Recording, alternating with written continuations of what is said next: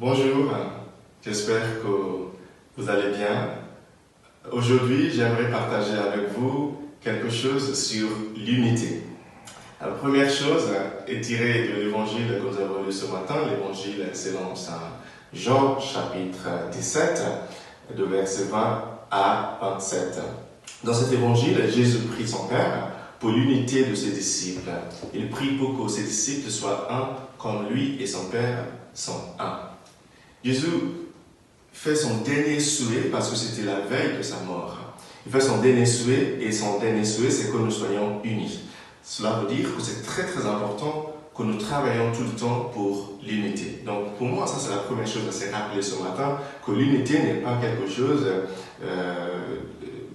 c'est quelque chose d'incontournable dans l'église, dans les familles, même en nous-mêmes. C'est très important d'être unis les uns avec les autres.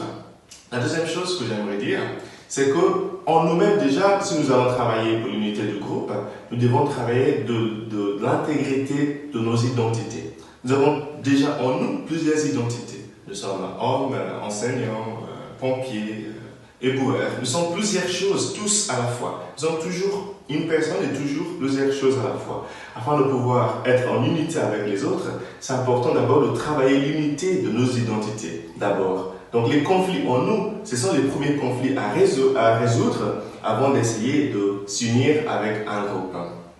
C'est ce que Paul a su faire dans la première lecture de ce matin, tiré des Actes des Apôtres, chapitre 23, versets 1 à 6. Saint Paul, il était juif, il était romain, il était aussi pharisien. Il était devenu chrétien. Donc il savait qu'il avait toutes ses identités et quand on l'a fait comparaître devant le grand conseil, il a su jouer sur son identité pharisienne pour s'en sortir. Dans le groupe de ses adversaires, il y avait des pharisiens et il y avait des sadducéens.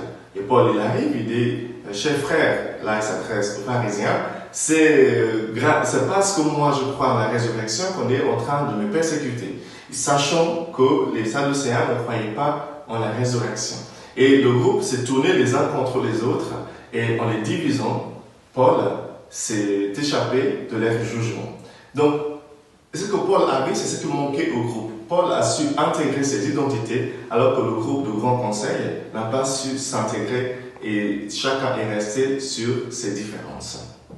La troisième et la dernière chose que j'aimerais dire ce matin, c'est que si nous ne sommes pas unis, c'est très facile de nous nuire. C'est très très facile. Un ennemi, par exemple, de l'Église n'a pas besoin de venir combattre l'Église de l'extérieur.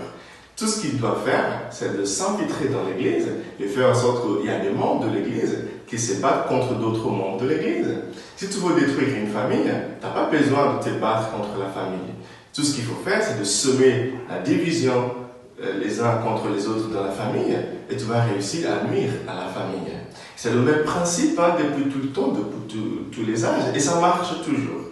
Donc si tu veux protéger ton groupe, tu veux protéger ta famille, tu veux protéger ton église, travaille surtout pour l'unité du groupe. Mais j'aimerais terminer en disant que l'unité n'est pas la même chose avec la fusion. Être uni ne veut pas dire être tous et toutes pareils et la même chose. L'unité n'est pas l'uniformité. Le Seigneur nous invite à l'unité, à harmoniser nos identités pour travailler pour la même cause, qui est annoncer la bonne nouvelle dans le monde. Il ne s'agit pas que les hommes deviennent des femmes, ou encore moins que les femmes deviennent des hommes. Il ne s'agit pas que nous soyons tous asiatiques ou africains ou européens. Il s'agit que nous travaillons tous ensemble pour la même cause, qui est d'annoncer la bonne nouvelle et avancer notre monde. Chers amis, ce matin, je prie pour vous, que vous trouviez vraiment l'unité dans vos familles, l'unité dans vos causes, l'unité dans vos associations et dans vos groupes. Que Dieu vous bénisse, le Père, le Fils et le Saint-Esprit. Amen.